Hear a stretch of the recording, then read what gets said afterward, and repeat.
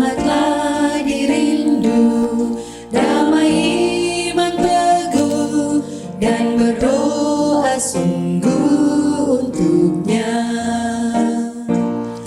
Tapi perhentian tiada didapatkan kalau tanpa korban di mezbah. Apa engkau pasrahkan di mezbah Tuhan, hasrat hatimu semuanya. Engkau boleh dapat perhentian dan rahmat kalau engkau berserah padanya. Maukah engkau jalan dalam terang Tuhan dan beroleh damai dan iman? Turut kehendaknya, bebas dari susah, tapi harus berserah di mezbah. Apa engkau pasrahkan di mezbah Tuhan, hasrat hatimu semuanya. Engkau boleh dapat perhatian dan rahmat kalau engkau berserah padanya. Kasih tak terduga diberi dari surga, agar hatimu pun senanglah. Persatuan indah kita dengan Yesus hanya oleh korban di mezbah. Apa engkau pasrahkan di mezbah Tuhan, hasrat hatimu semuanya. Engkau boleh dapat perhentian dan rahmat kalau engkau berserah padanya.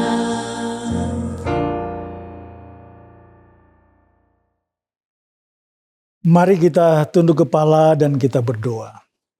Ya Tuhan Bapa di sorga, kami datang kepadamu menyerahkan seluruh rangkaian acara kami di hari Sabat ini ke dalam tangan kasih Tuhan. Dan ketika kami mempelajari firman-Mu, kiranya Engkau membuka hati kami untuk kami dapat mengerti setiap perkataan kebenaran di sepanjang perbaktian kami ini. Karena kami berdoa hanya di dalam nama Yesus, Tuhan dan Juru Selamat kami. Amin. Judul acara rumah tangga kita di pagi hari ini adalah siapa yang harus lebih dahulu menegur saat suami dan istri bertengkar. Di dalam rumah tangga kita, pertengkaran, permasalahan sering muncul. Nah, terkadang suami istri dalam rumah tangga sering merasa malu, merasa canggung untuk menegur lebih dahulu satu dengan yang lain. Nah, siapa yang harus lebih dahulu menegur ketika terjadi masalah di dalam rumah tangga kita? Apakah suami ataukah istri? Nah, di dalam pernikahan tidak ada aturan baku mengenai siapa yang harus menegur atau yang meminta maaf lebih dahulu. Yang terpenting adalah menyingkirkan ego, baik suami, baik istri, untuk menyingkirkan ego masing-masing.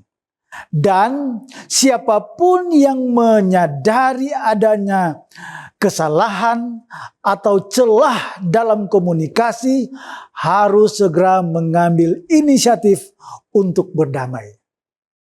Artinya, jangan kita bertahan pada ego kita masing-masing. Baik suami, baik istri, mereka harus membangun komunikasi secara cepat. Jangan menunda-nunda. Nah, Alkitab mengatakan bahwa sebagai pasangan rumah tangga, suami dan istri, pentingnya merendahkan hati dan tidak membiarkan amarah berlarut-larut. Jadi dalam menghadapi masalah dalam rumah tangga, suami dan istri, jangan kita berdiam diri. Jangan sampai kita berhari-hari sampai masalah kita tidak selesai. Tetapi firman Tuhan mengatakan sebagai rumah tangga Kristen, kita harus merendahkan diri. Dan jangan membiarkan amarah itu berlarut-larut. Kemudian saudaraku, mengutamakan perdamaian. Alkitab menasihati agar kita tidak membiarkan matahari terbenam sebelum keadaan marah itu hilang dari kita. Janganlah matahari terbenam sebelum padam amarahmu. Efesus 4 ayat 23. Artinya saudara-saudara, suami istri kita harus cepat-cepat menyelesaikan masalah sebelum matahari terbenam. Artinya secepatnya saling mengasihi dan menghormati. Suami diperintahkan untuk mengasihi istrinya seperti Kristus mengasihi jemaat, dan istri diminta untuk menghormati suaminya. Inisiatif mengalah, jangan mempertahankan, jangan egois, tetapi kita harus saling mendahului untuk menyapa satu dengan yang lain. Jangan biarkan amarah itu merendam sehingga terjadi jarak yang sangat jauh. Kita menyimpan amarah kita berhari-hari, tetapi Alkitab mengatakan sebagai rumah tangga Kristen, secepatnya jangan matahari terbenam sebelum padam amarahmu. Artinya secepatnya, lebih cepat, lebih baik.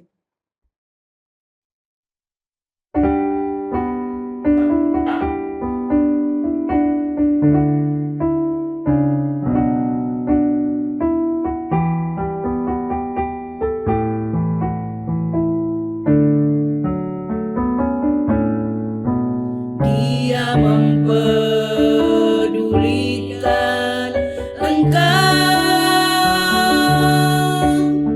Dia rasa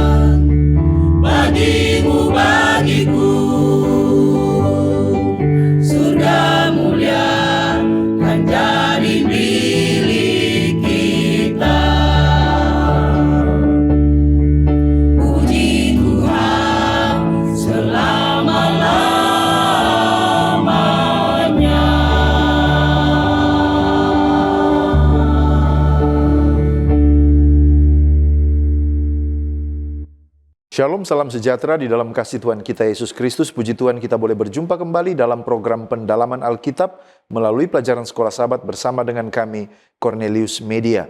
Kita sudah tiba di pelajaran yang ke-9 dengan tema Dosa, Injil, dan Hukum. Saya Pendeta Edward Taliwongso bersama dengan Pendeta Felix Gosal dan Pendeta Widodo Purwanto akan menolong dalam pendalaman Alkitab kita pada kesempatan ini. Sebelum kita masuk lebih dalam, mari kita tunduk kepala dan kita berdoa.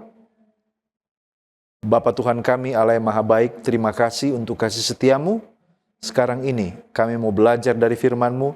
Kami mohon pertolongan kuasa Roh Suci menolong memampukan kami untuk mengerti maksud dan kehendak Tuhan. Di dalam nama Yesus kami sudah berdoa. Amin. Ada 4 bagian dalam program ini. Yang pertama kita melihat dasar Alkitabiah. Yang kedua kita mencoba menggali makna dari ayat hafalan. Yang ketiga pokok pikiran dari pelajaran hari per hari. Dan di bagian akhir kita tiba kepada aplikasi. Mari kita lihat yang pertama, dasar Alkitabiah. Hakim-Hakim pasal 14 adalah kisah Simson, menunjukkan bagaimana Allah dapat bekerja melalui manusia yang lemah dan penuh kekurangan untuk melaksanakan rencananya. Markus 9 ayat 42 sampai 48. Yesus menegaskan keseriusan dosa dan akibatnya yang menghancurkan. Orang percaya dipanggil untuk menyingkirkan segala sesuatu yang menuntun kepada dosa demi keselamatan kekal. Roma 3 ayat 20. Hukum Taurat tidak menyelamatkan manusia, tetapi menunjukkan dosa dan kebutuhan manusia akan kasih karunia Allah. Tidak seorang pun dibenarkan oleh perbuatan hukum. Matius 5 ayat 17-18. Yesus datang bukan untuk meniadakan hukum Taurat, melainkan untuk menggenapinya. Hukum Allah tetap memiliki otoritas dan makna sampai semuanya digenapi. Roma 3 ayat 28. Manusia dibenarkan oleh karena iman, bukan oleh karena usaha menaati hukum. Keselamatan adalah anugerah Allah yang diterima melalui percaya kepada Kristus. Matius 7 ayat 24-29. Orang bijaksana adalah mereka yang mendengar dan melakukan perkataan Yesus. Kehidupan yang dibangun di atas firman Tuhan akan tetap teguh menghadapi ujian dan badai kehidupan. Sekarang mari kita lihat pengertian judul Dosa, Injil, dan Hukum. Apa itu dosa? Dosa adalah pelanggaran terhadap kehendak dan hukum Allah, yaitu penyimpangan dari jalan yang benar yang sudah ditetapkan Tuhan. Dosa bukan hanya tindakan, tetapi juga sikap hati yang memberontak kepada Allah dan merusak hubungan dengan sesama. Lalu, Hakim-Hakim pasal 14 dalam cerita ini menunjukkan akibat pilihan manusia yang mengikuti hawa nafsu. Pertanyaan yang kedua, apa itu Injil? Injil adalah kabar baik tentang keselamatan melalui Yesus Kristus. Karena manusia berdosa dan tidak mampu menyelamatkan dirinya sendiri, maka Allah memberikan anugerah melalui kematian dan kebangkitan Kristus, supaya setiap orang yang percaya dapat diampuni dan dipulihkan. Apa itu hukum Allah? Hukum Allah adalah pernyataan karakter dan kehendak Allah yang kudus, benar, dan kekal. Hukum menunjukkan standar hidup yang benar, membedakan dosa dari kebenaran, dan menuntun manusia kepada Kristus sebagai juru selamat. Lalu pertanyaan selanjutnya, apa kaitan antara dosa, Injil, dan hukum Allah dalam seluruh rencana keselamatan Allah? Hukum Allah menyatakan apa itu dosa, dan dosa menunjukkan kebutuhan manusia akan keselamatan, dan Injil menyediakan jalan keselamatan melalui Yesus Kristus. Jadi, hukum berfungsi seperti cermin yang memperlihatkan dosa. Sementara Injil itu adalah obat yang menyembuhkan manusia dari dosa melalui kasih karunia Allah. Jadi, secara garis besar, hukum menunjukkan standar Allah, menyatakan dosa. Dosa memisahkan manusia dari Allah dan membawa maut. Tetapi Injil membawa pengampunan, pemulihan, dan kuasa untuk hidup baru di dalam Kristus. Bagaimana orang Kristen dapat hidup menurut hukum-hukum Allah?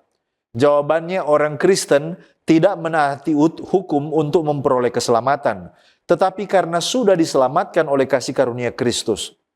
Ketaatan itu lahir oleh karena hubungan dengan Yesus melalui iman, melalui doa, melalui firman Tuhan, dan kuasa Roh Kudus. Menurut Matius 7 ayat 24-29, orang yang mendengar dan melakukan firman Tuhan adalah orang yang bijaksana. Ellen White dalam Youth Instructor 5 Maret 1903 menyatakan kepada kita tentang pergumulan setiap orang meninggalkan dosa dan menurut hukum Allah. Dia katakan, banyak orang yang menobatkan setan di dalam takhta hati mereka untuk mengalahkan Kristus dengan memanjakan kecenderungan-kecenderungan jahat. Dosa berkuasa di tempat yang seharusnya dikuasai Kristus. Mereka yang terus memelihara dosa tidak akan pernah diselamatkan dalam keadaan seperti itu, kecuali mereka berubah.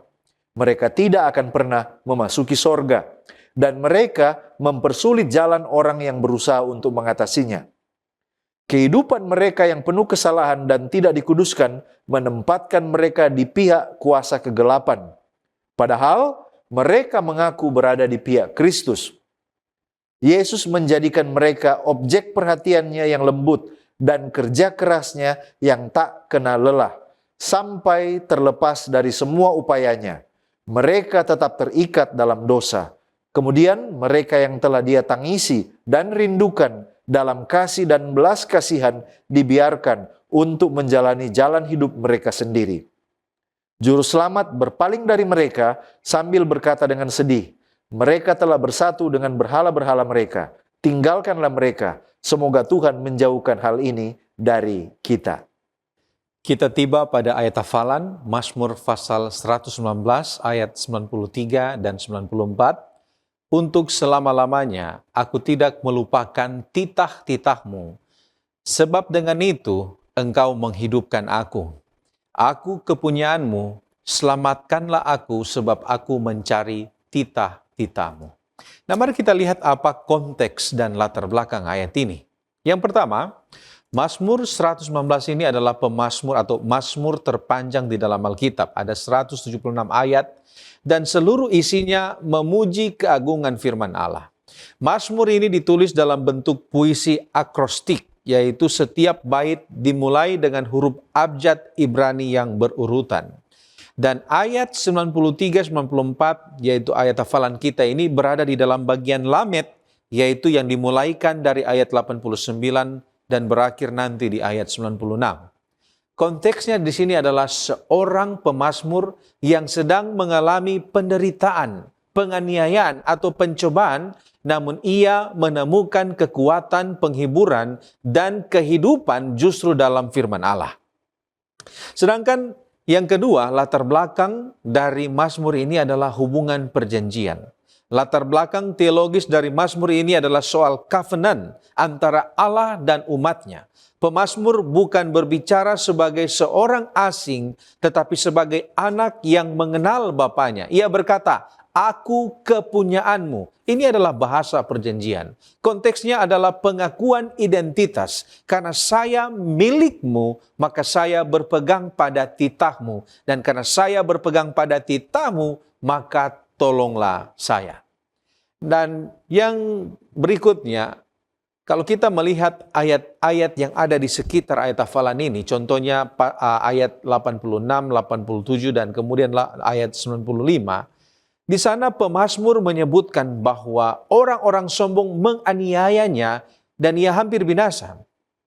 Namun di sini dia tidak membalas dengan kebencian atau keputusasaan. Sebaliknya, pemazmur merespons dengan komitmen, aku tidak akan melupakan titahmu meskipun dunia menekan. Pemazmur memilih untuk tetap setia pada firman karena ia telah mengalami sendiri bahwa firman itulah yang menghidupkan dia. Nah, mari kita lihat pengertian ayat inti kita. Ada beberapa kata-kata, frase-frase di sana. Yang pertama, apa pengertian untuk selama-lamanya aku tidak melupakan tita-titamu? Lalu kemudian apa pengertian dengan itu engkau menghidupkan aku? Lalu apa pengertian aku kepunyaanmu? Selamatkanlah aku sebab aku mencari tita-titamu. Nah saudara, mari kita mulai dengan yang pertama. Apa pengertian untuk selama-lamanya aku tidak melupakan tita-titamu? Nah, frasa untuk selama-lamanya, leolam, ini menunjukkan komitmen yang melampaui waktu dan keadaan. Jadi ini bukan sekedar tekad emosional yang bisa pudar, tetapi ini adalah keputusan kehendak yang berakar dalam hubungan perjanjian dengan Allah. Kemudian, di dalam bahasa Ibrani atau di dalam budaya Ibrani, frasa tidak melupakan ini bukan sekedar aktivitas memori, tetapi ini adalah sebuah tindakan dari ketaatan. Mengingat firman Allah berarti dia merenungkannya, dia menyimpannya dalam hati, dan dia melakukannya dalam kehidupan sehari-hari. Ulangan pasal 6 ayat 6-9. Jadi, tidak melupakan titah-titamu berarti hidup yang terus-menerus selaras dengan kehendak Allah, bukan sekedar hafalan ayat. Kemudian yang kedua, apa pengertian dengan itu engkau menghidupkan aku? Nah saudara, kata menghidupkan, kayah, ini berarti memberi kehidupan, memelihara atau menghidupkan kembali. Jadi secara teologis, ini mencerminkan keyakinan bahwa firman Tuhan bukan sekedar teks mati, tetapi sarana yang dipakai oleh kuasa Roh Kudus untuk memberikan kehidupan rohani. Seperti hujan yang menyuburkan tanah kering, firman Tuhan juga menyuburkan jiwa yang layu. Pemazmur berbicara dari pengalaman, engkau menghidupkan aku, dan ini bukan teori, tetapi ini adalah kesaksian. Mungkin ia pernah merasa hancur, putus asa, ataupun jauh dari Tuhan, tetapi melalui firman, ia mengalami pemulihan. Kemudian yang berikut, apa pengertian aku kepunyaanmu, selamatkanlah aku. Nah saudara, frasa aku kepunyaanmu adalah deklarasi perjanjian atau deklarasi covenant. Pemazmur mengakui bahwa ia adalah milik Allah, dibeli dan dipelihara oleh Allah, dan ini bukan kepemilikan yang mengekang, tetapi ini adalah hubungan kasih yang memberi keamanan. Sedangkan kata selamatkanlah aku bukan teriakan putus asa, tetapi ini adalah permohonan yang didasarkan pada hubungan. Karena aku milikmu, tolonglah aku. Dan ini adalah doa anak kepada Bapa. Sebuah hubungan yang dilekatkan di sana dan bukan dari orang asing kepada dewa yang jauh. Sedangkan kata selamatkan, yasha, ini berarti penyelamatan dari bahaya, entah itu fisik, kemudian pemulihan emosional, dan juga keselamatan secara spiritual. Jadi pemazmur di sini menghadapi ancaman yang nyata, tetapi doanya mencakup seluruh aspek kehidupan. Dan ini mengajarkan bahwa Allah itu peduli kepada seluruh kehidupan kita. Bukan saja jiwa kita yang abstrak, tetapi kehidupan kita, emosional kita, spiritual kita juga. Semuanya dipedulikan oleh Tuhan. Nah, kemudian apa artinya sebab aku mencari titah-titamu? Kata mencari, darash, ini berarti mencari dengan sungguh-sungguh, mempelajari, menanyakan, mengejar. Ini bukan pencarian yang pasif, tetapi ada usaha yang aktif untuk mengenal dan melakukan kehendak Allah. Frasa sebab menunjukkan, atau kata sebab ini menunjukkan hubungan sebab akibat. Selamatkanlah aku sebab aku mencari titah-titamu. Dan ini bukan transaksi. Saya taat, maka Tuhan wajib menolong. Tetapi ini adalah pengakuan bahwa hidup yang selaras dengan firman Allah adalah hidup yang berada dalam jalur kehendak Tuhan. Ketika saya mencari kehendaknya, maka saya akan lebih peka terhadap pertolongan Tuhan. Di dalam Testimonies jilid 7 halaman 704 di sana dikatakan, kita akan maju dalam pengetahuan spiritual sejati hanya jika kita menyadari keterbatasan diri kita sendiri dan ketergantungan kita sepenuhnya kepada Tuhan. Tetapi semua orang yang datang kepada Alkitab dengan semangat yang mau diajar dan berdoa untuk mempelajari firman di dalamnya sebagai firman Tuhan akan menerima pencerahan ilahi. Sekarang kita masuk pada pokok pembahasan, pengalih perhatian dan pencobaan. Apa latar belakang topik pengalih perhatian dan pencobaan sesuai dengan konteks pelajaran hari Minggu? Topik ini berakar pada tema besar Alkitab tentang pertentangan besar antara Kristus dan setan. Sejak kejatuhan manusia di Eden, setan terus berusaha untuk memisahkan manusia dari Allah, mengalihkan perhatian manusia dari perkara-perkara rohani dan menjatuhkan manusia melalui pencobaan. Nah, konteks pelajaran sekolah Sabat mengangkat kisah Simson dalam Hakim-Hakim 14 sampai 16. Simson adalah seorang hakim Israel yang dipilih Allah untuk membebaskan bangsa Israel dari penindasan orang Filistin. Menurut Hakim-Hakim 13 sampai 16. Dan sejak lahir ia telah dikhususkan sebagai seorang nasir Allah sehingga ia tidak boleh memotong rambutnya, minum anggur atau menajiskan dirinya. Kekuatan luar biasanya berasal dari kuasa Allah yang menyertainya. Namun kehidupan Simson penuh dengan pencobaan dan pengalihan perhatian. Ia sering mengikuti keinginan hati dan tertarik kepada perempuan Filistin meskipun hal itu bertentangan dengan kehendak Allah. Perlahan pertahanan imannya rapuh dan akhirnya dia jatuh.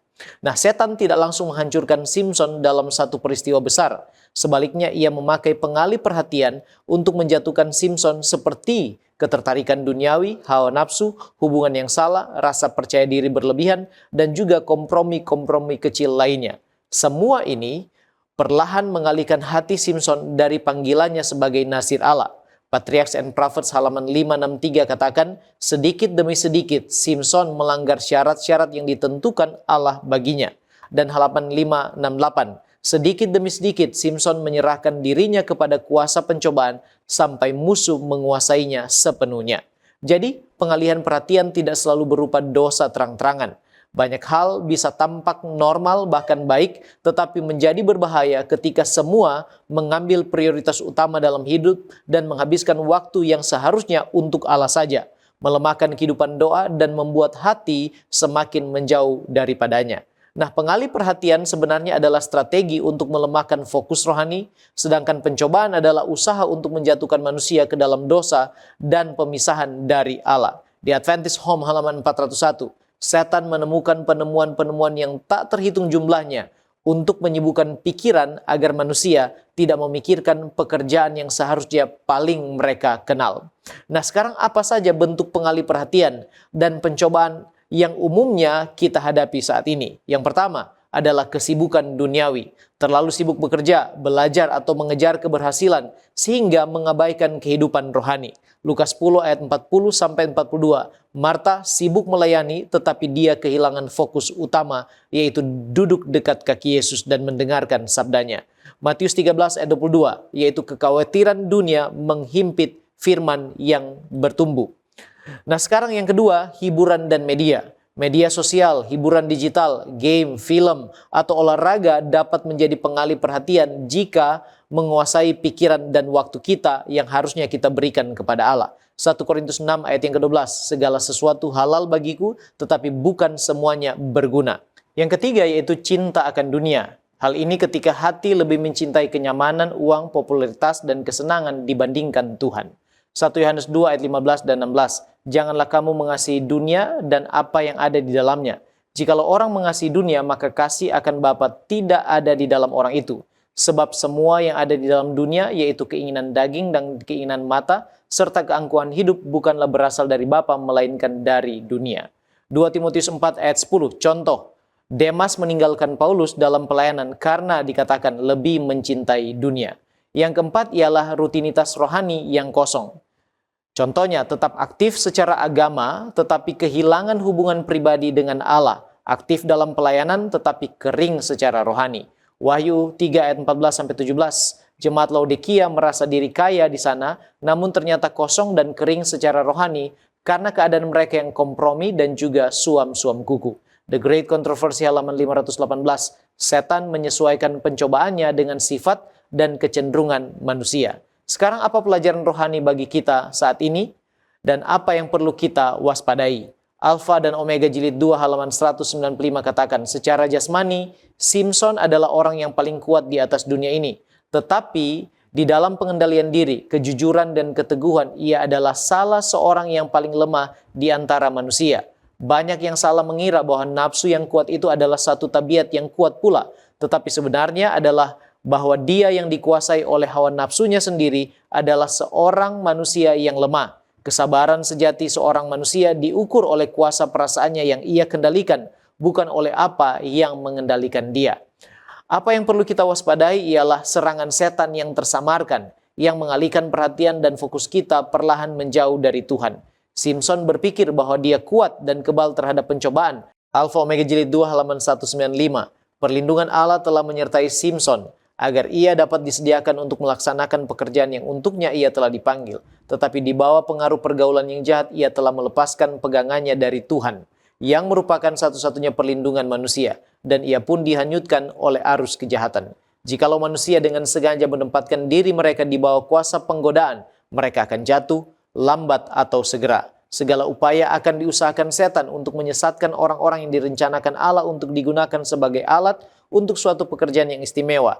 Ia menyerang kita pada titik kelemahan kita, bekerja melalui kekurangan-kekurangan dalam tabiat kita untuk menguasai seluruh kehidupan kita, dan ia mengetahui bahwa jikalau kelemahan-kelemahan ini dimanjakan, maka ia akan berhasil. Itulah sebabnya kita perlu menguatkan pertahanan iman kita. Kita perlu pertolongan Roh Kudus untuk memampukan kita mengendalikan diri dan terus memprioritaskan Tuhan. Kita harus berdoa untuk dapat menjaga pikiran, terus hidup dalam firman, dan doa setiap hari untuk bergantung penuh pada Kristus.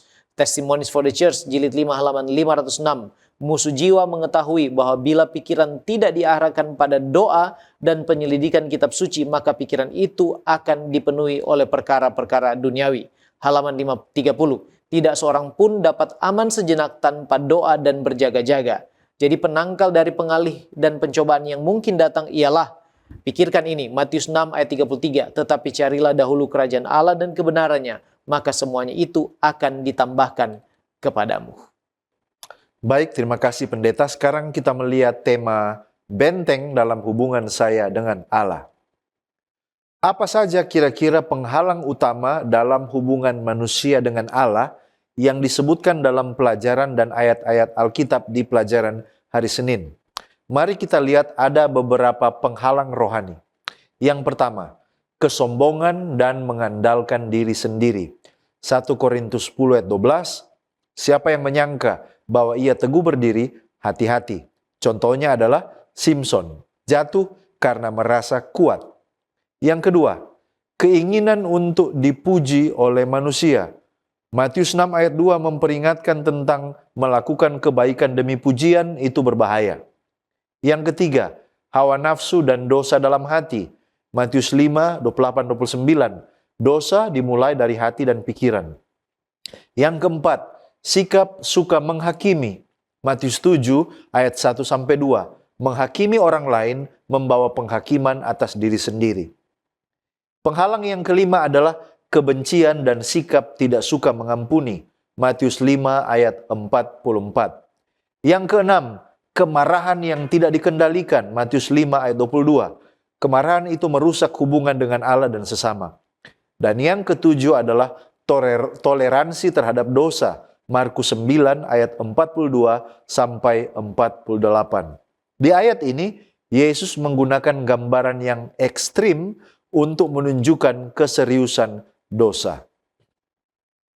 Mengapa Yesus memandang dosa dengan sangat serius dan apa makna teologis dari peringatannya dalam Markus 9 ayat 42-48?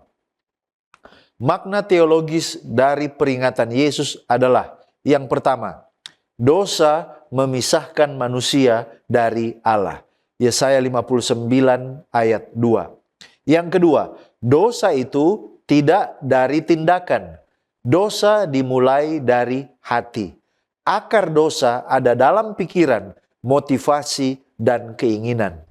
Lalu, di Markus 9 ayat 42-48, di sana ada makna simbolis, yaitu memotong tangan atau mencungkil mata. Ini bukan perintah secara literal, tapi ini adalah bahasa hiperbola untuk menunjukkan orang percaya harus radikal terhadap dosa.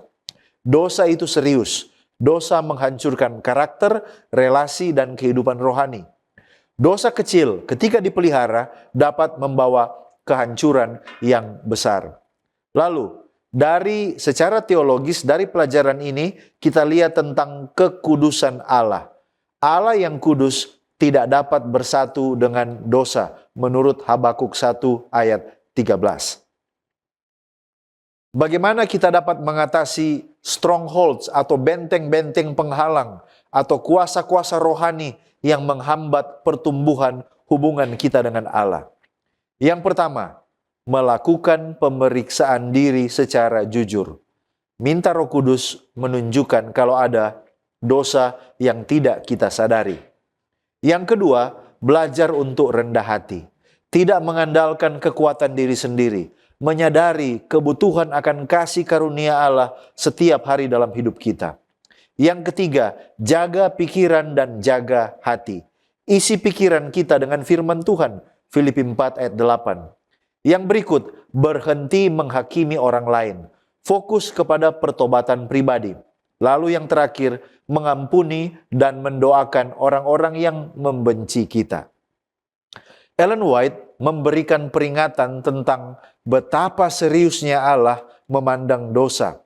Dalam Youth Instructor 5 Maret 1903 mengatakan, Allah tidak membiarkan Adam lolos, meskipun dosanya mungkin tampak kecil di mata kita. Demikian pula, ia tidak akan membiarkan kita lolos jika kita terus mengabaikan perintah-perintahnya. Ia menceraikan Israel dari dirinya karena umatnya tidak berjalan di jalannya. Tak pernah ada bangsa yang lebih dikasihi. Tak pernah ada bangsa yang memiliki bukti kasih karunia ilahi yang lebih besar. Namun, hanya 2 orang dewasa yang keluar dari Mesir yang masuk ke tanah yang dijanjikan. Sisanya mati di padang gurun karena terbukti tidak layak untuk masuk ke Kanaan. Kesombongan dan kesenangan diri adalah penyebab kehancuran mereka. Kita tiba pada pokok diskusi tentang hukum. Nah, apa pengertian hukum yang berfungsi sebagai cermin dan berfungsi sebagai kacamata? Mari kita lihat yang pertama, hukum sebagai cermin. Nah, saudara, pengertian hukum Allah yang berfungsi sebagai cermin ini adalah menunjukkan dosa, menunjukkan kelemahan, dan juga menunjukkan ketidaksempurnaan kita. Roma pasal 3 ayat 10 berkata, sebab oleh hukum Taurat orang mengenal dosa. Hukum tidak menyelamatkan, tetapi ia mendiagnosis penyakit kita agar kita sadar dan butuh juru selamat. Dan secara teologis, fungsi hukum sebagai cermin ini adalah untuk menyadarkan kita akan dosa. Hukum mengungkapkan standar kekudusan Allah yang sempurna. Dan ketika kita membandingkan hidup kita dengan standar itu, kita melihat betapa jauhnya kita. Ini bukan untuk membuat kita putus asa, tetapi untuk menuntun kita kepada Kristus, satu-satunya yang dapat membersihkan wajah kita melalui darahnya. Kemudian yang kedua, hukum sebagai kacamata. Apa artinya hukum sebagai kacamata? Nah, saudara, kacamata itu membantu mata yang rabun melihat dengan jelas. Membedakan mana jalan, mana jurang, mana teman, mana musuh. Dan tanpa kacamata, segala sesuatu tampak kabur dan membingungkan. Demikian juga hukum Allah. Membantu kita melihat mana yang baik, mana yang jahat, mana yang mengasihi, mana yang menyakiti, mana yang membangun, mana yang merusak. Dan secara teologis, fungsi hukum sebagai kacamata adalah untuk menyingkapkan kehendak Allah. Hukum bukan sekedar larangan, tetapi wahyu tentang karakter Allah yang mengasihi kebenaran, membenci ketidakadilan, menghargai kehidupan, dan menjaga kesetiaan. Ketika kita memakai kacamata hukum, itu akan mengubah cara kita hidup. Itu akan mengubah bagaimana kita mengambil keputusan dan memperlakukan sesama kita. Saudara, cermin dan kacamata ini tidak bertentangan. Mereka saling melengkapi. Cermin menunjukkan siapa saya, sedangkan kacamata menunjukkan kemana saya harus pergi. Dan hukum Allah melakukan keduanya. Pertama, ia menyadarkan kita akan dosa. Kemudian yang kedua, dia menuntun kita di dalam jalan kekudusan. Tanpa cermin, kita akan menjadi sombong dan merasa baik-baik saja. Dan tanpa kacamata, kita akan bingung dan tersesat. Dengan keduanya, kita berjalan dalam anugerah dan kebenaran. Di dalam buku yang pertama, Selected Messages, halaman 234, di sana dikatakan, hukum Taurat adalah guru kita yang menuntun kita kepada Kristus. Hukum Taurat mengungkapkan dosa kepada kita dan menyebabkan kita merasakan kebutuhan kita akan Kristus dan berlari kepadanya untuk memperoleh pengampunan dan kedamaian dengan melakukan pertobatan kepada Allah dan iman kepada Tuhan kita, Yesus Kristus. Mungkin kita bertanya, jika saya sudah diselamatkan oleh kasih karunia, untuk apa lagi saya menurut hukum? Bukannya itu legalisme? Nah saudara, yang pertama, kita diselamatkan oleh anugerah, tetapi kita diselamatkan untuk hidup baru. Anda bisa bayangkan seorang pasien yang mungkin masa lalunya dia tidak hidup sehat, dia masih saja mengkonsumsi alkohol dan lain sebagainya, dan pada saat dia sakit, dia pergi ke dokter, kemudian dokter melakukan penyembuhan, ada tindakan medis, tindakan operasi, dan itu dilakukan secara gratis. Dan setelah orang ini sembuh, pertanyaan, apakah orang ini akan kembali dengan hidup yang sembarang di masa lalunya? Makan makanan yang tidak sehat, tidak olahraga, kemudian mengkonsumsi makanan yang merusak kesehatannya lagi? Jawabannya tentu tidak. Ia pasti akan menjaga kesehatannya karena dia sudah sehat. Bukan agar supaya dia mendapatkan kembali kesehatan, tapi karena dia sudah disembuhkan. Dan itulah juga konsep yang ada di sini. Ketaatan pada hukum adalah buah dari keselamatan dan itu bukan akar yang menghasilkan keselamatan. Hukum tidak berperan dalam pembenaran. Hanya darah Kristus yang bisa melakukannya. Tetapi hukum berperan dalam pengudusan. Ia menjadi panduan yang menunjukkan bagaimana hidup yang berkenan kepada Allah. Kita tidak taat untuk masuk surga, tetapi kita taat karena kita sudah diundang untuk ke surga. Kemudian yang kedua, hukum sebagai peta jalan. Kita harus mengerti bahwa hukum itu adalah peta yang memberikan kita pedoman, bukan tangga untuk menuju surga. Legalisme ini adalah ketika seorang mentaati hukum seperti menaiki tangga. Artinya dia katakan saya taat, maka Tuhan wajib menyelamatkan saya. Dan ini adalah mentalitas upahan. Ini bukanlah hubungan kasih. Ketaatan yang lahir dari anugerah itu berbeda. Kita mentaati hukum seperti mengikuti peta jalan yang diberikan oleh Bapa yang mengasihi, dan peta itu tidak membuat kita layak sampai tujuan, tetapi peta itu menjaga kita agar tidak tersesat dalam perjalanan. Martin Luther membedakan antara hukum yang menghukum, yaitu hukum yang menunjukkan dosa dan membawa kita kepada Kristus, dan yang kedua adalah hukum yang menuntun, artinya yang membimbing orang percaya yang hidup dan berkenan kepada Allah. Bagi orang yang sudah dibenarkan oleh iman, hukum bukan lagi alat penghakiman, tetapi panduan sukacita, dan ketaatan bukan lagi beban legalistik, tetapi itu adalah respon syukur atas kasih yang sudah kita terima. Di Syroveges halaman 413 mengatakan, perbuatan baik tidak akan pernah bisa membeli keselamatan, tetapi perbuatan baik merupakan bukti iman yang bertindak berdasarkan kasih dan menyucikan jiwa. Kita datang pada pokok pembahasan hukum dan Injil. Dalam konteks pelajaran sekolah sahabat, apa hubungan hukum, Injil, dan Yesus? Hukum, Injil, dan Yesus adalah satu kesatuan dalam rencana keselamatan. Hukum menyatakan standar kekudusan Allah dan menunjukkan dosa. Injil menawarkan pengampunan dan menyatakan jalan keselamatan bagi manusia berdosa. Dan Yesus adalah pusat dari keduanya. Karena melalui hidup dan kematiannya, ia menggenapi tuntutan hukum dan menyediakan keselamatan.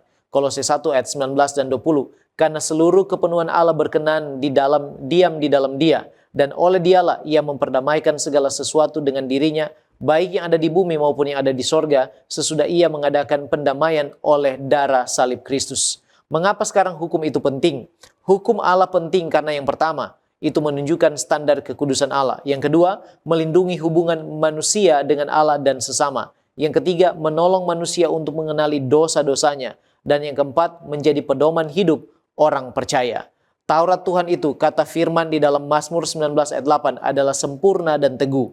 Dan sifat hukum itu adalah kudus, benar, dan baik menurut Roma 7 ayat yang ke-12. Dan inti dari hukum itu adalah kasih. Matius 22 ayat 37 sampai 40, sama seperti Allah adalah kasih adanya. 1 Yohanes 4 ayat ke-8. Patriarchs and Prophets halaman 52. Hukum Allah adalah salinan dari karakter Allah sendiri.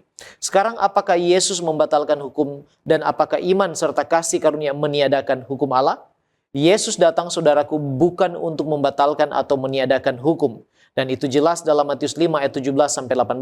Janganlah kamu menyangka bahwa aku datang untuk meniadakan hukum Taurat atau kitab para nabi. Aku datang bukan untuk meniadakannya, melainkan untuk menggenapinya. Karena aku berkata kepadamu, sesungguhnya selama belum lenyap langit dan bumi ini, satu iota atau satu titik pun tidak akan ditiadakan dari hukum Taurat sebelum semuanya terjadi. Seventh Adventist Bible Commentary volume 5 halaman 332. Sang pemberi hukum yang agung sendiri kini menegaskan kembali bahwa perintah-perintah di Gunung Sinai bersifat mengikat bagi mereka yang akan menjadi umatnya dan mengumumkan bahwa siapapun yang berani membatalkannya, baik melalui ajaran maupun teladan, tidak akan dapat masuk ke dalam kerajaan sorga. Matius 5 ayat yang ke-20. Jadi hukum moral Allah itu bersifat kekal karena berakar pada karakter Allah yang tidak berubah. Kristus datang untuk menunjukkan kedalaman dan tujuan sejati hukum tersebut, bukan membatalkannya. Nah, Roma 3 ayat 31 mengatakan, jika demikian, adakah kami membatalkan hukum Taurat karena iman? Sama sekali tidak, sebaliknya kami meneguhkannya. Mengapa demikian? Karena hukum memiliki fungsi yang berbeda, yaitu menunjuk dosa. Maksudnya melalui hukum kita mengenal dosa kita dan tahu akan pelanggaran kita. Roma 7 ayat yang ke-7. Jika demikian, apakah yang hendak kita katakan? Apakah hukum Taurat itu dosa? Sekali-kali tidak, sebaliknya justru oleh hukum Taurat aku telah mengenal dosa. Karena aku juga tidak tahu apa itu keinginan kalau hukum Taurat tidak mengatakannya, jangan mengingini. Sebab definisi dosa menurut 1 Yohanes 3 ayat yang keempat bagian B ialah pelanggaran akan hukum Allah. Dan untuk hal ini Rasul Paulus ingatkan dalam Roma 6 ayat 1 dan 2. Jika demikian, apakah yang hendak kita katakan? Bolehkah kita bertekun dalam dosa supaya semakin bertambah kasih karunia itu? Sekali-kali tidak. Bukankah kita telah mati bagi dosa? Bagaimanakah kita masih dapat hidup di dalamnya? Seventh Adventist Bible Commentary volume 5 halaman 332 kembali memberikan komentar. Pernyataan bahwa dengan memenuhi hukum moral, Kristus telah menganulir hukum tersebut tidak selaras dengan konteks perkataan Kristus itu. Penafsiran semacam itu menyangkal makna yang jelas yang dimaksudkan oleh Kristus dengan membuatnya seolah-olah berkata secara kontradiktif atau bertentangan bahwa ia tidak datang untuk menghancurkan hukum tetapi dengan memenuhinya justru untuk menganulir hukum tersebut. Penafsiran tersebut mengabaikan antitesis yang kuat dalam kata Greka Allah tetapi dan menjadikan kedua gagasan tersebut hampir atau mirip. Dengan menunaikan hukum, Kristus hanya mengisi hukum itu penuh dengan makna, dengan memberikan contoh ketaatan yang sempurna kepada kehendak Allah agar hukum yang sama dapat digenapi. Kata Yunaninya plero dalam diri kita. Roma 8 ayat 3 dan 4 katakan, sebab apa yang tidak mungkin dilakukan hukum Taurat karena tidak berdaya oleh daging, telah dilakukan oleh Allah dengan jalan mengutus anaknya sendiri dalam daging, yang serupa dengan daging yang dikuasai dosa karena dosa. Ia telah menjatuhkan hukuman atas dosa di dalam daging, supaya tuntutan hukum Taurat digenapi di dalam kita yang tidak hidup menurut daging tetapi menurut roh. Sekarang apa sikap kita terhadap hukum dan Injil? Yang pertama, menuruti hukum bukan untuk mencari keselamatan, tetapi sebagai respons kasih. Hukum membantu kita mengevaluasi hidup kita setiap hari. Ketika jatuh dalam dosa, hukum membawa kita kembali kepada Kristus, bukan kepada keputusasaan.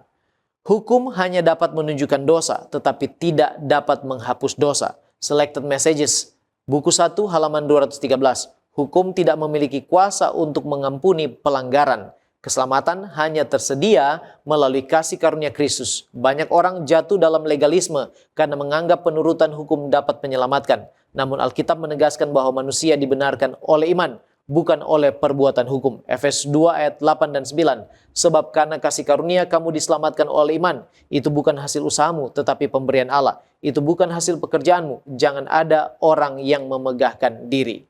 Hukum mengungkapkan penyakit dosa, tetapi tidak dapat menyembuhkan. Faith and Works, halaman 19. Tidak ada seorang pun yang dapat bergantung pada ketaatan mereka sendiri untuk memperoleh keselamatan.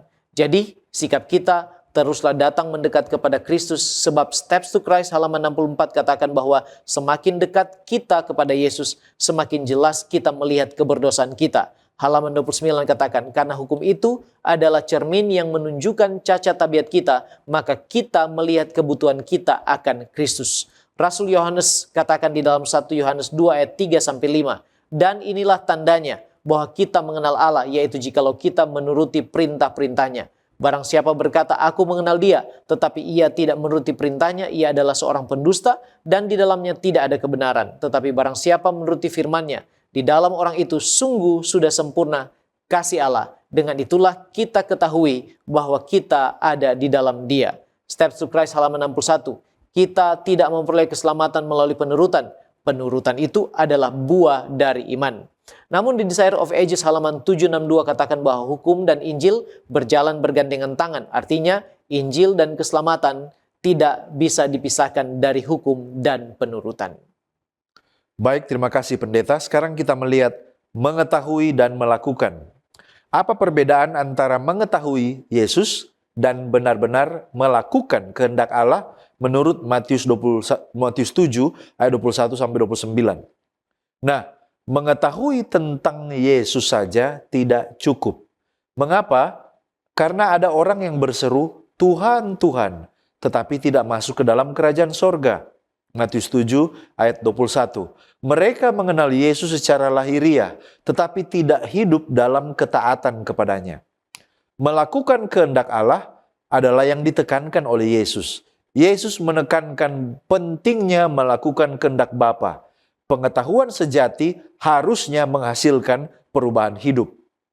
Mari kita lihat perumpamaan tentang dua macam dasar. Orang bijaksana mendengar dan melakukan firman Tuhan, rumahnya dibangun di atas batu karang. Orang bodoh mendengar tapi tidak melakukan, rumahnya runtuh ketika badai datang, menurut Matius 7. Jadi, makna utamanya adalah ketaatan adalah bukti nyata bahwa kita memiliki hubungan yang benar dengan Kristus. Mengapa pengetahuan tentang Allah harus disertai dengan ketaatan? Dan bagaimana hubungan antara kasih, iman, dan perbuatan? Mari kita lihat. Hidup kekal itu adalah mengenal Allah, Yohanes 17 ayat 3. Tetapi pengetahuan saja tanpa perubahan itu sama sekali tidak berguna. Contohnya, Hosea 4 menunjukkan umat binasa karena mereka menolak pengetahuan tentang Allah. Dan harus kita ingat, ketaatan itu adalah buah dari kasih. Kalau seseorang mengasihi Allah, maka dia akan melakukan kehendaknya. Yohanes 14 ayat 15. Apa hubungan antara iman dan perbuatan? Ingat baik-baik, keselamatan bukan diperoleh melalui perbuatan. Tetapi iman yang sejati selalu menghasilkan ketaatan. Yakobus 2 ayat 17. Kristus adalah dasar keselamatan. Kebenaran Kristus adalah dasar pembenaran kita. Orang percaya dipanggil hidup dalam kebenaran. Jadi, Kristus dan firman-Nya adalah fondasi yang kokoh. Di luar itu, kita tidak memperoleh keselamatan. Bagaimana saudara dan saya dapat memastikan bahwa pengetahuan Alkitab yang kita miliki benar-benar mengubah kehidupan kita? Jawabannya adalah kalau kita membuka hati terhadap firman Tuhan. Tidak hanya membaca, tapi merenungkan dan menerapkan. Yang kedua, mari kita periksa kehidupan pribadi. Apakah pengetahuan rohani menghasilkan perubahan karakter? Apakah sudah banyak yang saya tahu ini berpengaruh kepada karakter saya? Yang berikut, latihlah ketaatan yang praktis. Contohnya, mengampuni, mengasihi, jujur, rendah hati. Yang berikut, bangunlah hidup di atas Kristus, bukan di atas kebenaran kita sendiri. Yang selanjutnya, menghindari agama yang formalitas. Artinya, kita tidak boleh puas hanya dengan aktivitas keagamaan dan pengetahuan doktrin, tapi tidak menghasilkan perubahan perilaku. Dan yang terakhir, minta pertolongan Roh Kudus. Ellen White beberapa kali mengungkapkan tentang perbedaan bagaimana pengetahuan saja lalu kemudian perbuatan. dia mengatakan dalam berbagai kesempatan bahwa kita ini dihakimi berdasarkan pengetahuan kita dan bagaimana pengetahuan itu dipraktekkan dalam hidup kita sehari-hari. Dia katakan, contohnya dalam Desire of Ages halaman 210. Dia telah memberikan terang dan kehidupan kepada semua orang, dan menurut ukuran terang yang diberikan, masing-masing akan dihakimi. Lalu dalam SDA Bible Commentary jilid 5 halaman 1145, Ellen White juga mengatakan, mereka yang memiliki kesempatan untuk mendengar kebenaran, namun tidak bersusah payah untuk mendengar atau memahaminya, berpikir bahwa kalau mereka tidak mendengar, mereka tidak akan bertanggung jawab, akan dihakimi bersalah di hadapan Tuhan, sama seperti kalau mereka telah mendengar dan menolak. Yesus telah membuat penebusan untuk semua dosa ketidaktahuan, tetapi tidak ada ketentuan yang dibuat untuk kebutaan yang disengaja. Lalu kemudian Testimonies for the Church jilid 2 halaman 691 dia katakan, tidak ada yang akan dihukum karena tidak mengindahkan terang dan pengetahuan yang tidak pernah mereka miliki dan yang mereka tidak dapat memperolehnya. Jadi, ketika Ellen White berbicara tentang terang yang dibawa kepada seseorang, dia menegaskan bahwa itu bukan terang kecuali orang tersebut memahaminya. Dalam SDA Bible Commentary jilid 5 halaman 1145 dia mengatakan, kita tidak akan dimintai pertanggungjawaban atas terang yang belum mencapai persepsi kita, tetapi untuk apa yang telah kita tolak dan telah kita sangkal secara sadar. Kebenaran yang telah mencapai pemahaman mereka, terang yang telah bersinar di dalam jiwa yang akan menghukum orang berdosa dalam penghakiman. Jadi, kita perlu mengetahui, tetapi pengetahuan saja tidak cukup. Kita akan diukur berdasarkan perbuatan kita melakukan sesuai dengan terang yang sudah kita terima. Kita tiba pada pendalaman. Mengapa iblis menyerang hukum Allah? Apa yang dipertaruhkan dalam konflik ini? Nah, saudara yang terkasih, yang pertama, hukum itu mencerminkan karakter Allah. Oleh karena itu, menyerang hukum sama seperti menyerang reputasi Allah. Dan ini adalah bagian penting dari konflik besar atau great controversy. Iblis tidak bisa menyerang Allah secara langsung karena Allah itu maha kuasa. Jadi iblis menyerang representasi Allah di bumi, yaitu hukumnya. Jika hukum Allah bisa didiskreditkan, maka pemerintahan Allah dianggap tidak adil dan pemberontakan iblis seolah-olah dibenarkan. Jadi yang dipertaruhkan di sini adalah kebenaran tentang siapa Allah sebenarnya di hadapan alam semesta. Kemudian yang kedua, hukum itu adalah standar penghakiman. Oleh karena itu, meniadakan hukum sama seperti menghapus tanggung jawab moral. Jika hukum dihilangkan, maka salib kehilangan maknanya. Mengapa Kristus harus mati jika tidak ada hukum yang dilanggar? Jadi yang dipertaruhkan di sini yang kedua adalah kebutuhan akan penebusan. Iblis ingin memutuskan rantai yang menghubungkan dosa manusia dengan solusi ilahi, yaitu penebusan Kristus. Dan yang ketiga, hukum itu adalah pelindung. Oleh karena itu, merusak hukum sama seperti merusak persekutuan. Hukum Allah itu diberikan untuk melindungi hubungan. Dengan ada dua di sana. Yang pertama hubungan dengan Allah, perintah 1-4. Kemudian yang kedua, hubungan dengan sesama, perintah 5-10. Jadi jika iblis berhasil membuat orang mengabaikan hukum, maka hasilnya adalah terjadi kerusakan relasi atau kerusakan hubungan.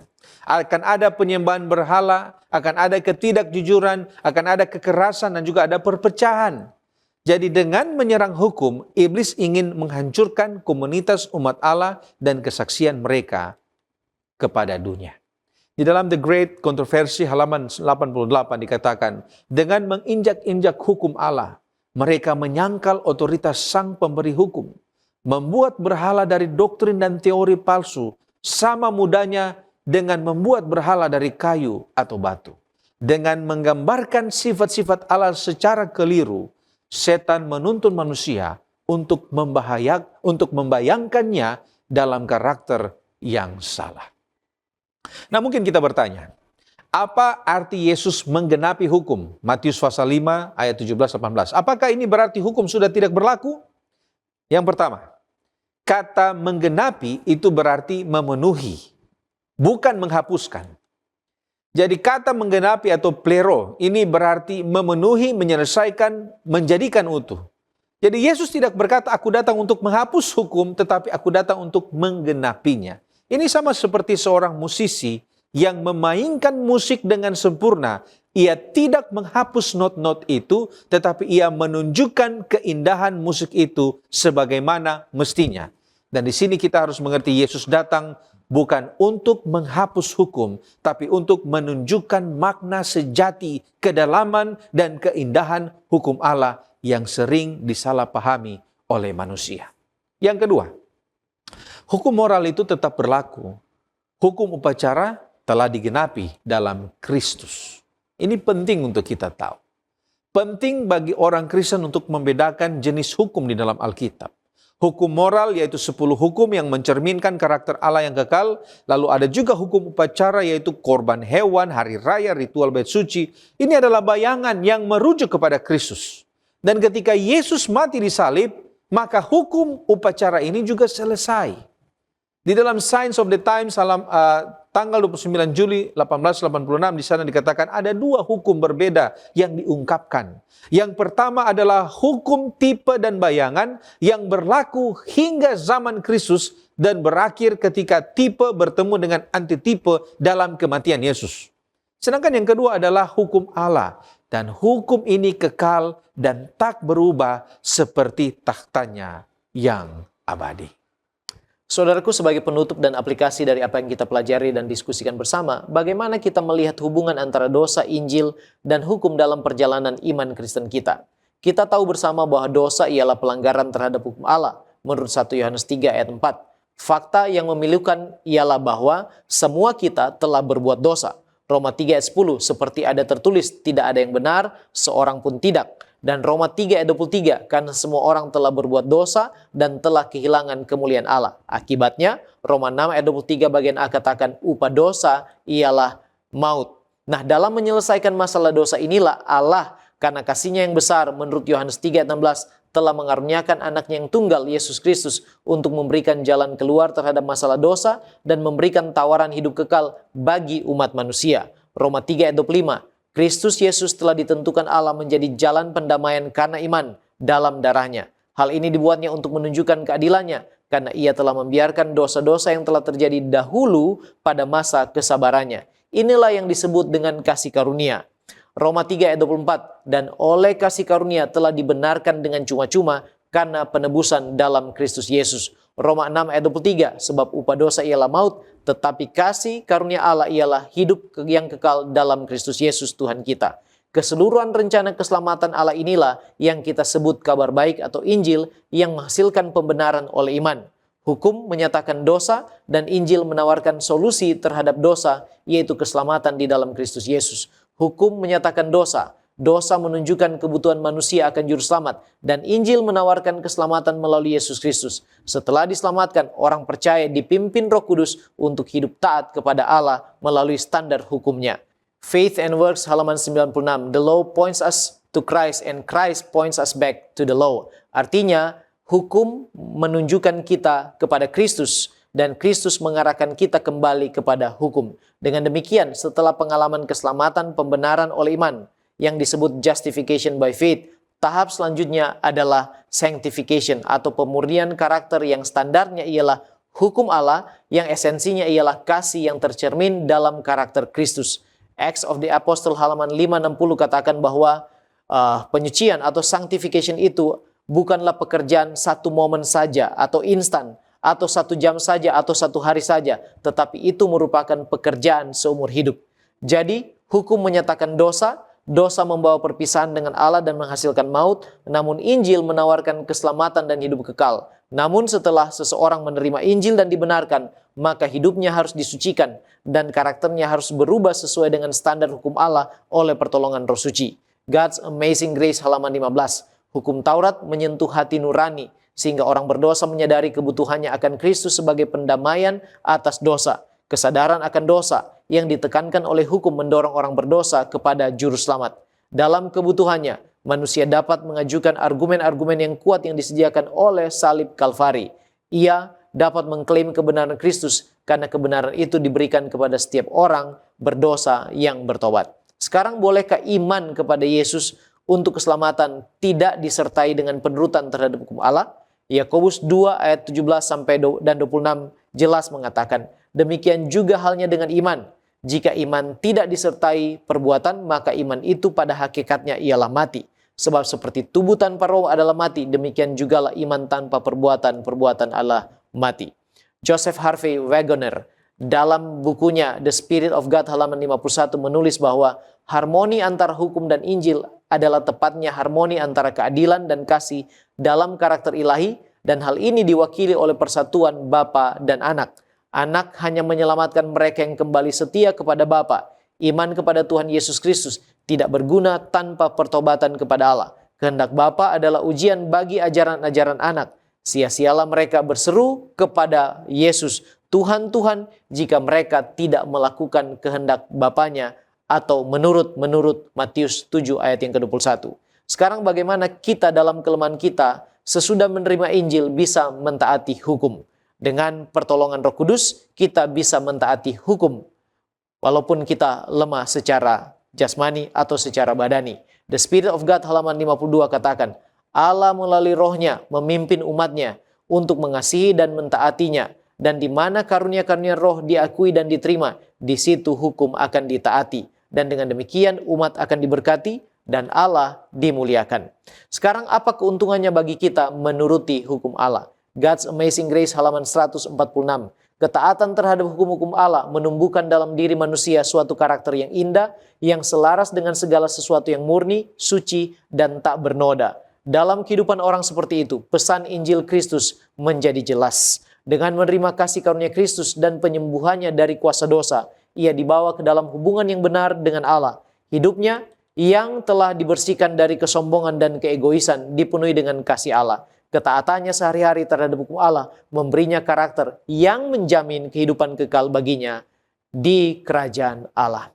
Mari saudaraku kita berdoa agar kita menjadi umat-umat Allah yang menyadari keberdosaan kita dan datang mencari Yesus untuk menerima kasih karunia dan pengampunan darinya, bersyukur untuk Injil keselamatan melalui Yesus, serta untuk melangkah pada pertobatan hidup yang sejati, penurutan kepada hukum dan kehendak-Nya, mengasihi Allah dan sesama oleh pertolongan Roh Kudus, tinggal di dalam Dia dan menghasilkan buah-buah roh dan kebenaran, bertahan setia sampai Maranatha. Kita tunduk kepala dan berdoa.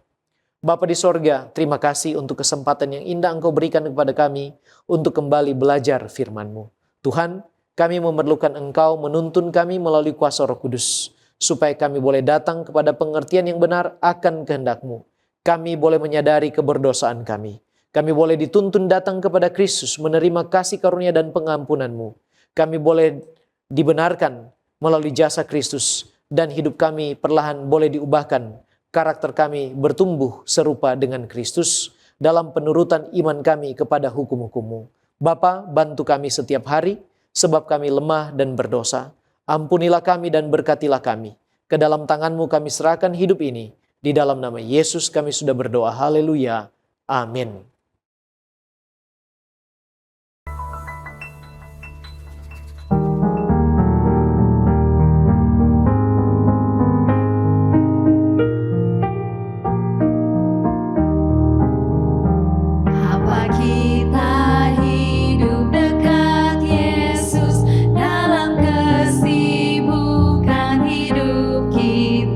Sehingga dunia melihat Yesus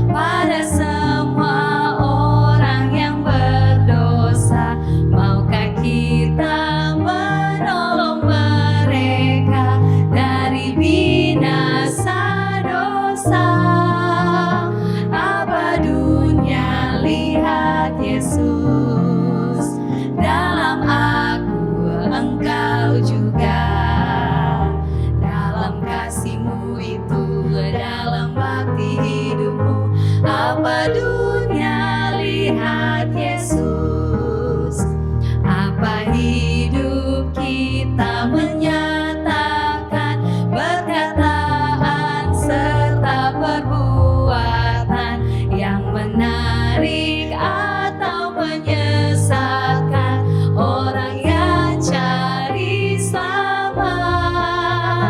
Apa dunia lihat Yesus, dalam aku engkau juga, dalam kasih-Mu itu, dalam bakti hidupmu.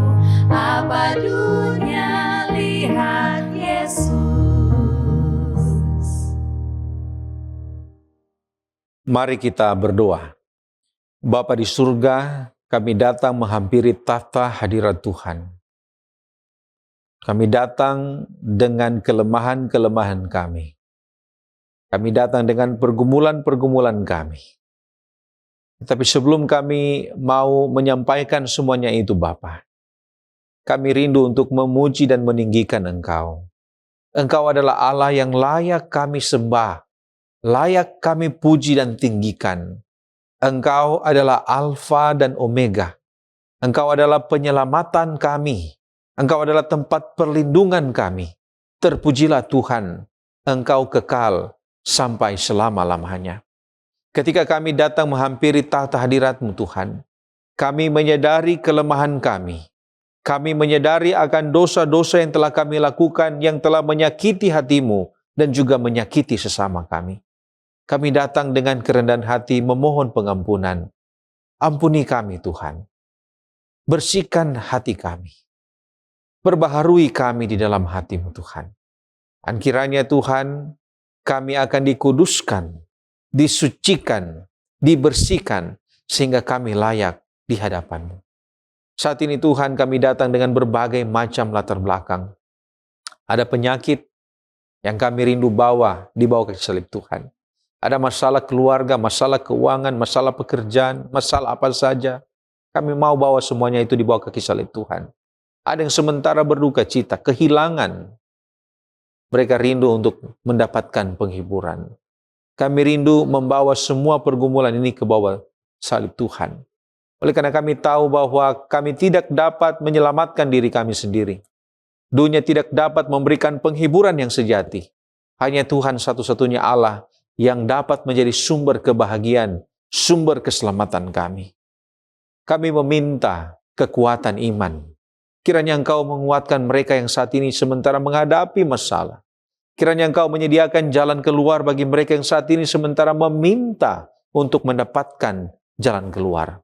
Berikan kekuatan, berikan kemampuan untuk bertahan, dan lebih daripada itu berikan kemampuan untuk selalu percaya kepada Tuhan. Kiranya mereka juga yang saat ini sementara sakit Engkau kuatkan, Engkau sembuhkan mereka, yang berduka Engkau hiburkan. Dalam berbagai macam pencobaan Engkau berikan kemenangan bagi mereka. Oleh karena itu Tuhan, ketika kami akan mendengarkan firman-Mu pada saat ini, berkatilah firman ini. Kiranya urapan surga akan menjadi bagian kami semua sehingga firman yang kami dengar ini akan tertanam di dalam hati kami. Sehingga itu dapat menjadi kekuatan, menjadi motivasi, menjadi panduan, menjadi teguran, menjadi berkat dan sukacita bagi kami. Bapa di surga, kami serahkan ibadah ini ke dalam tangan-Mu. Kami percaya bahwa ketika kami menikmati berkat dalam ibadah ini, maka kami akan diberkati Tuhan, dan kami siap untuk menerima berkat-berkat ini. Kami berdoa di dalam nama Yesus, Tuhan dan Juru Selamat kami. Amin.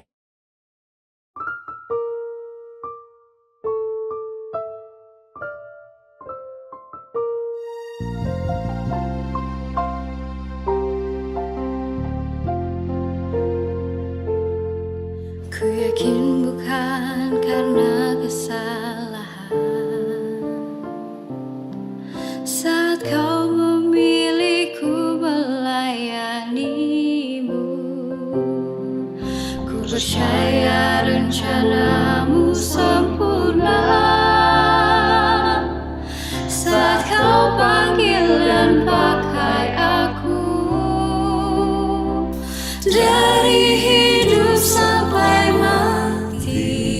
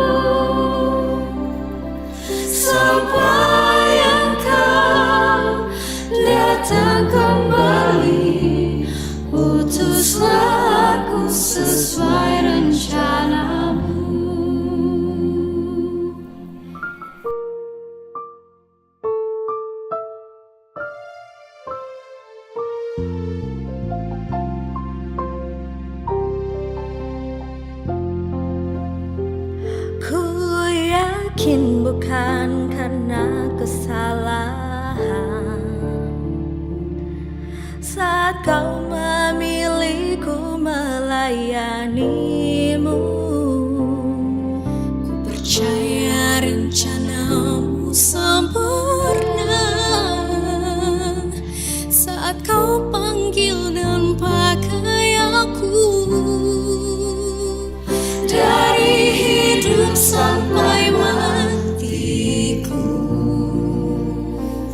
ku pun memilih melayanimu, Yesusku. Dari hidup sampai matiku, semuanya untuk kemuliaan-Mu.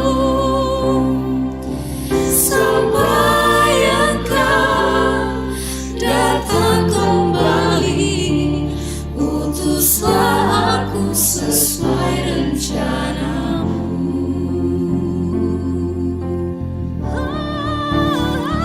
Dari hidup sampai matiku,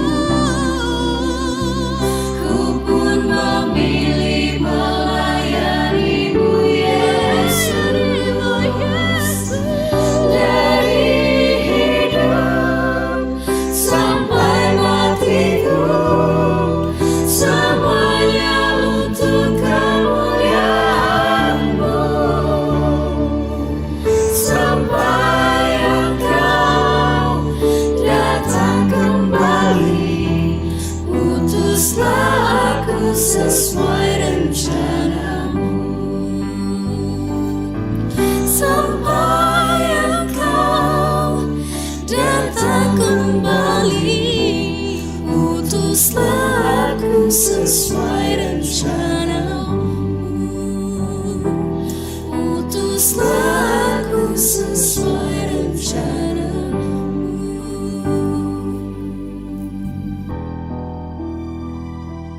Utuslah aku sesuai rencana-Mu.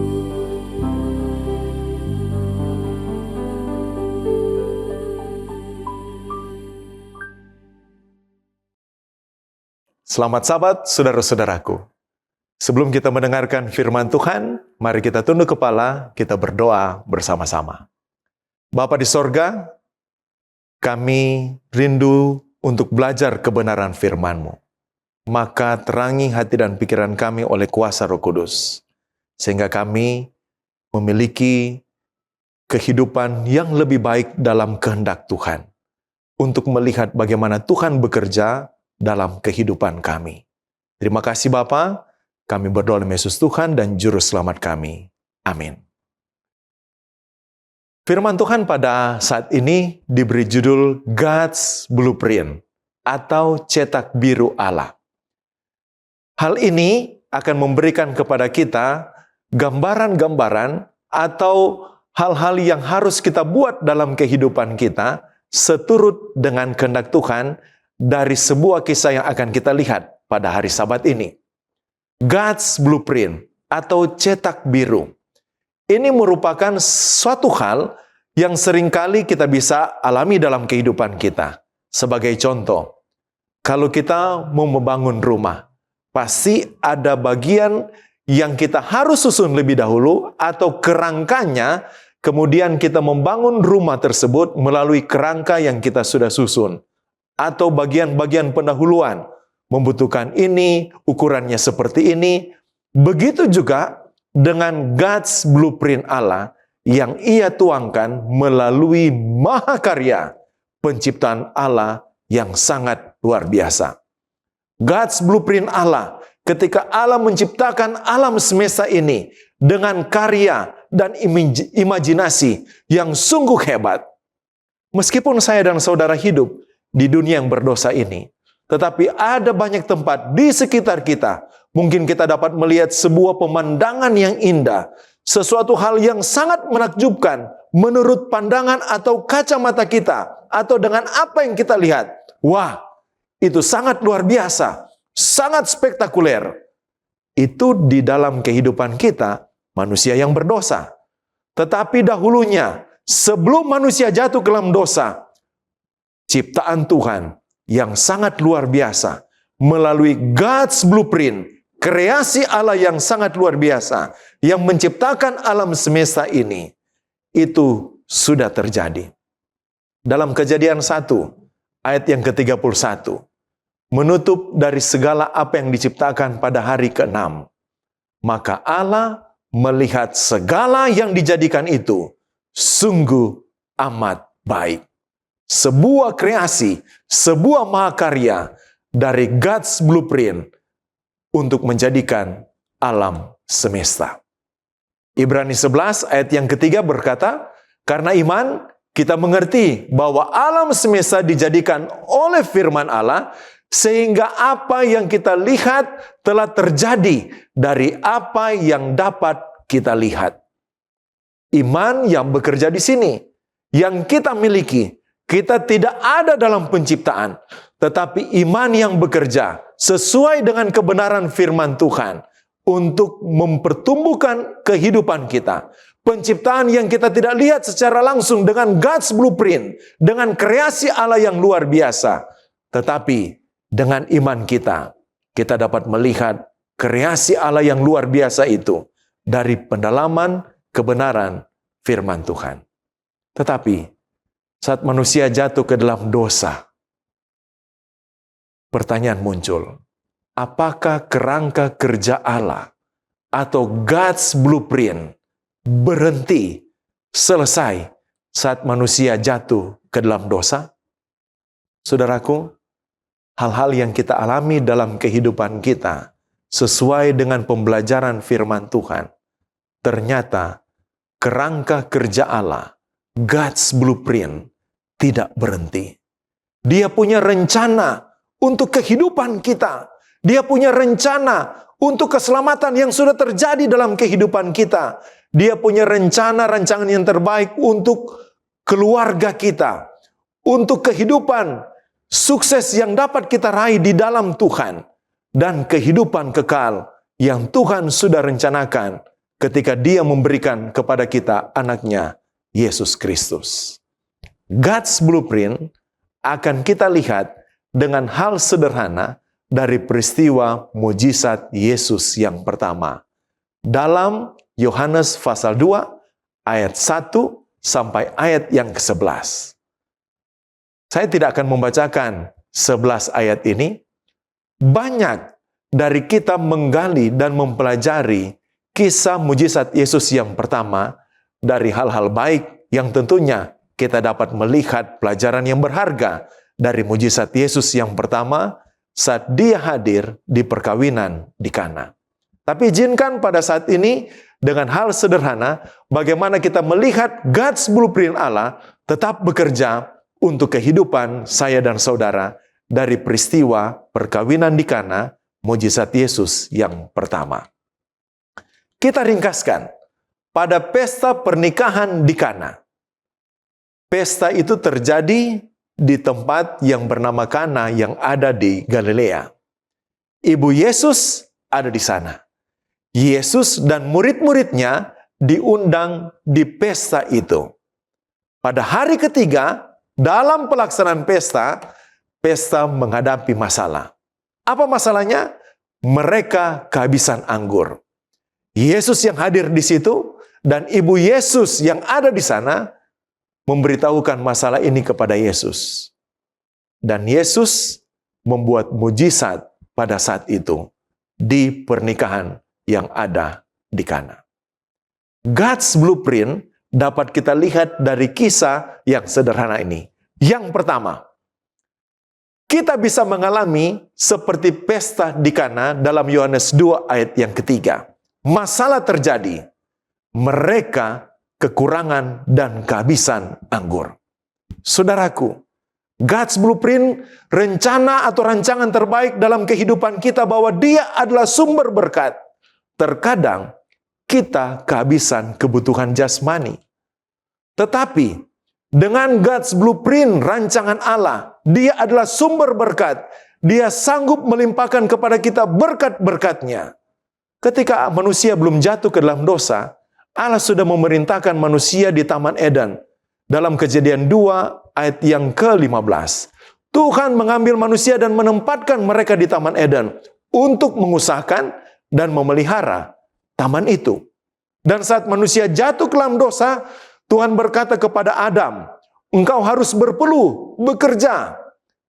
Itu akan menjadi kehidupan manusia saat mereka berdosa. Tapi tetap rancangan Tuhan untuk kehidupan kita. Paulus berkata dalam Efesus 3 ayat 16, aku berdoa supaya ia menurut kekayaan kemuliaannya menguatkan dan meneguhkan kamu oleh rohnya di dalam batinmu. Apa yang kita butuhkan saat ini? Mungkin kita kehabisan dengan apa yang kita miliki. Tetapi Tuhan berkata, Dia Allah yang sumber kasih-Nya, sumber berkat-Nya akan memerintahkan berkat dalam kehidupan kita. Ulangan 8 ayat 3. Jadi ia merendahkan hatimu, membiarkan engkau lapar dan memberi makan engkau mana yang tidak kau kenal dan yang juga tidak engkau mengerti. Untuk membuat engkau mengerti bahwa manusia bukan hidup dari roti saja, tetapi manusia hidup dari segala yang diucapkan Tuhan. Jangan berhenti untuk dekat dengan sumber berkat itu ketika kita belajar firman-Nya. Mungkin kita bisa kehabisan kebutuhan jasmani dengan keadaan dan dengan kondisi. Tapi jangan hilang arah untuk dekat dengan sumber berkat itu untuk belajar firman Tuhan dan berdoa kepadanya. Yang kedua, kita harus sabar menunggu jawaban Yesus. Kisah di dalam Yesus ada di perkawinan di Kana dalam Yohanes 2 ayat 4. Kata Yesus kepada ibu Yesus, ketika ibu Yesus mengharapkan Yesus membuat sesuatu hal dari peristiwa mereka kehabisan anggur. Kata Yesus kepadanya, mau apakah engkau daripadaku ibu? Saatku belum tiba.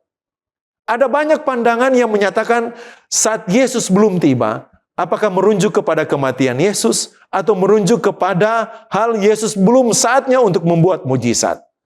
Apapun pandangannya, bagi kita saat ini, saya rindu mau kaitkan tentang permohonan kita. Saat kita menghadapi tantangan, kita berdoa kepada Tuhan. Tuhan mungkin belum menjawab doa kita. Kita harus menunggu jawaban apakah ya atau tidak atau sabar. Itulah jawaban doa yang Tuhan berikan kepada kita untuk sabar menunggu. Bila Tuhan berkenan Dia menjawab, bila juga tidak, itu adalah jawaban doa. Saudara ingat, peristiwa yang terjadi dalam Markus 5 ayat 25. Di situ ada seorang perempuan yang sudah 12 tahun lamanya menderita pendarahan. Dalam peristiwa yang lain dalam Yohanes 5 ayat 5, di situ ada seorang yang sudah 38 tahun lamanya sakit. Dengan waktu yang ada, kehadiran Yesus, 12 tahun pendarahan, disembuhkan oleh Tuhan. Seorang yang sudah 38 tahun sakit, lumpuh, dengan kehendak dan waktu Tuhan, disembuhkan oleh Tuhan. Tapi ada peristiwa yang harus dihadapi oleh seorang pendahulu Yesus, Yohanes Pembaptis. Sepertinya dia dibiarkan Allah untuk mati dengan tragis, yaitu dipenggal kepalanya. Tapi itulah jalan yang harus dihadapi oleh Yohanes Pembaptis, bahwa Allah menguatkan dia untuk menghadapi hukuman ini. Pencobaan-pencobaan yang kamu alami ialah pencobaan yang biasa, yang tidak melebihi kekuatan manusia. Sebab Allah setia, dan karena itu Ia tidak akan membiarkan engkau dicobai melampaui kekuatanmu. Pada waktu kamu dicobai, Ia akan memberikan kepadamu jalan keluar, sehingga kamu dapat menanggungnya. 1 Korintus 10 ayatnya yang ke-13. Saudaraku, bagian ketika Allah rindu untuk kita sabar menunggu waktu yang terbaik dengan iman yang kita miliki. Teruslah berdoa kepadanya dan Dia akan menjawab doa kita sesuai dengan kehendak-Nya, dan itulah yang terbaik sambil Dia menguatkan kehidupan kita. Yang ketiga, dari cerita perkawinan di Kana. Ketika yang pertama kita harus datang kepada Tuhan, untuk dekat dengan Tuhan melalui firman-Nya. Meskipun mungkin dalam kehidupan kita ada hal yang kita miliki, itu habis. Mungkin itu kebutuhan yang harus kita hidupi dalam kehidupan kita. Yang kedua, kita diajar untuk sabar menunggu waktunya Tuhan. Dan yang ketiga, turutlah perintah Allah, walaupun mungkin sulit dimengerti. Yohanes 2 ayat 5-8. Tetapi Ibu Yesus berkata kepada pelayan-pelayan itu, apa yang dikatakan kepadamu, buatlah itu. Di situ ada 6 tempayan yang disediakan untuk pembasuhan menurut adat orang Yahudi. Masing-masing isinya 2-3 buyung. Yesus berkata kepada pelayan-pelayan itu, isilah tempayan-tempayan itu penuh dengan air, dan mereka pun mengisinya sampai penuh. Ayat 8, lalu kata Yesus kepada mereka, sekarang cedoklah dan bawalah kepada pemimpin pesta, lalu mereka pun membawanya. Sulit dimengerti.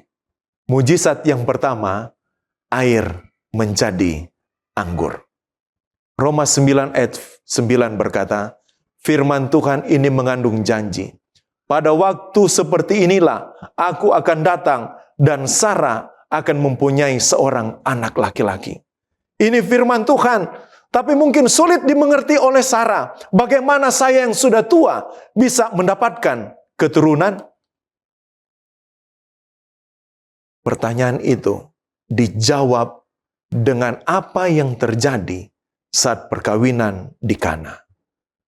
Dalam Yohanes 2 ayat 9-11. Setelah pemimpin pesta mengecap air yang telah menjadi anggur, dan ia tidak tahu dari mana datangnya, tapi pelayan-pelayan telah mencedok air itu mengetahuinya. Ia memanggil mempelai laki-laki dan berkata kepadanya, setiap orang menghidangkan anggur yang baik dahulu, dan sesudah orang puas barulah anggur yang kurang baik. Tetapi engkau menyimpan anggur yang baik sampai sekarang. Dan itulah mujizat Yesus yang pertama. Melalui iman, kita mampu menurut firman-Nya. Meskipun mungkin sulit dimengerti dengan pikiran dan logika kita. Saat Abraham diminta Tuhan untuk mempersembahkan anaknya Ishak, dia membawa bujangnya, Ishak anaknya, untuk mempersembahkan korban. Padahal Abraham harus mempersembahkan anaknya Ishak untuk menjadi korban. Dan dalam Kejadian 22 ayat 5, ketika mereka sudah berada di sebuah tempat, dia berkata, tinggallah di tempat ini, kata Abraham kepada bujangnya. Kamu tinggal di tempat ini dengan keledai ini. Aku bersama anakku Ishak akan pergi ke sana. Kami akan sembahyang, mempersembahkan korban, dan kami akan kembali. Kacamata manusia, Abraham akan kembali dengan sendirinya. Tapi iman Abraham, dia mengatakan, saat dia akan mempersembahkan anaknya Ishak, mereka akan kembali. Fakta terjadi. Allah menyediakan korban pengganti Ishak, dan Abraham dan Ishak kembali. Hakim-Hakim 7 ayat 7, Tuhan berkata kepada Gideon, dengan 300 orang ini akan diselamatkan umat Israel dari peperangan kepada orang Midian. 300 orang terlalu kecil, tetapi dengan 300 orang mereka mampu mengalahkan orang Midian yang banyak jumlahnya, seperti belalang di padang. Cerita yang lain, ketika Naaman menderita sakit kusta, mendapatkan perintah, dia harus datang mandi di sungai Yordan, mencelupkan diri sebanyak 7 kali. Tidakkah ada sungai yang lain? Tidakkah ada sungai yang lebih baik, yang pada saat itu keadaan sungai Yordan sedang tidak baik? Tetapi dengan iman, Naaman menurut, dan dia disembuhkan saat masuk ke dalam sungai Yordan. Ketika Yesus bertemu dengan orang-orang yang sakit kusta, Yesus memerintahkan kepada mereka, pergi, tunjukkan dirimu kepada imam-imam. Sebuah perintah yang tidak masuk akal. Bagaimana mungkin orang kusta mau bertemu dengan orang-orang sementara mereka harus dikucilkan? Tapi karena iman mereka mau bertemu dengan imam-imam dalam perjalanan mereka disembuhkan. Saudaraku, God's blueprint Allah tetap terjadi hingga saat ini. Ibrani 4 ayat 2 berkata, karena kepada kita diberitakan juga kabar kesukaan, sama seperti kepada mereka. Tetapi firman pemberitaan itu tidak berguna bagi mereka, karena tidak bertumbuh bersama-sama oleh iman dengan mereka yang mendengarnya. Ketika kita percaya dengan iman kita kepada apa yang Tuhan firmankan, maka iman itu harus bertumbuh dari apa yang kita pelajari, dari apa yang kita dengar, dan dari apa yang kita doakan. God's blueprint Allah tetap kita alami dalam kehidupan kita. Dalam rancangan Tuhan yang terbaik untuk kehidupan kita. Jangan takut. Mungkin ada peristiwa yang bisa kita dapat melihat bagaimana sepertinya Tuhan tidak bekerja. Tapi Tuhan sementara bekerja bagi anak-anaknya untuk mendatangkan kebaikan. Ketika Allah menghendaki kita untuk sabar dengan jawaban apa yang akan Dia berikan, disitulah iman kita akan selalu bertumbuh dalam apa yang Ia kehendaki melalui firman-Nya, dan kita akan mengalami rancangan Tuhan dalam hidup kita, dalam kesuksesan dengan apa yang kita harapkan, dalam rumah tangga kita, dan di dalam hidup kita sebagai anak-anak Tuhan dalam keselamatan yang Ia karuniakan. Tuhan Yesus memberkati kita. Mari kita tunduk kepala, kita berdoa. Bapa di sorga, terima kasih kami boleh belajar firman Tuhan. Dan kami bersyukur Tuhan membimbing kami dalam semua rangkaian ibadah kami di Sabat ini. Begitu banyak makna dan berkat rohani yang kami peroleh, mengajarkan kehidupan kami bahwa Allah hingga saat ini tetap bekerja untuk kehidupan kami. Terima kasih Tuhan, Engkau Allah yang sangat luar biasa, yang dekat dengan kehidupan kami, yang mendidik dan mengajarkan kehidupan kami, untuk kami tidak ragu akan apa yang Tuhan kehendaki dalam hidup kami, bila mana kami selalu memiliki hubungan lebih dekat dengan Tuhan. Terima kasih Bapa.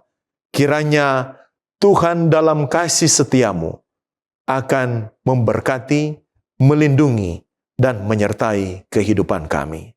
Terima kasih Bapa, sempurnakan doa kami. Dalam Yesus Kristus kami berdoa. Amin.